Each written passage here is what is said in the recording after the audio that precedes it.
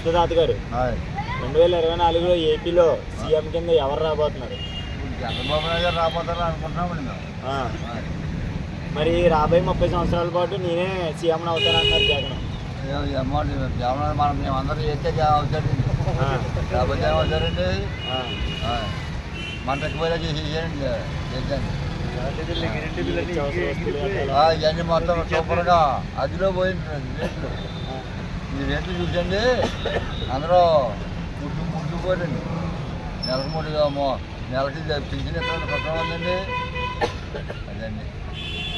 మరి ఈ రోజా గారు, ఆ కొడాల నాని వీళ్ళందరూ కలిపి పవన్ కళ్యాణ్ గారిని, చంద్రబాబు నాయుడు గారిని పెడుతున్నారు కదా, అంటున్నారు కదా కొన్ని. ఇది కూడా అనవసరం అండి. ఆ మాటలు అందరూ కరెక్ట్ కరెక్ట్ కదండి.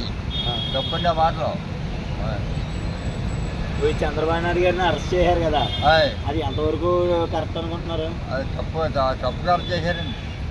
అదండి, తప్పు కరెక్ట్ చేశారండి.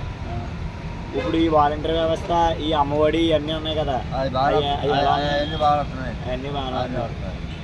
పవన్ కళ్యాణ్ గారు, చంద్రబాబు నాయుడు గారు ఇద్దరు కలిపి వస్తున్నారు కదా, కలిపి పోటీ చేస్తున్నారు కదా, జగన్మోహన్ రెడ్డి గారికి ఎలా చూపిస్తుంది ప్రభావితం?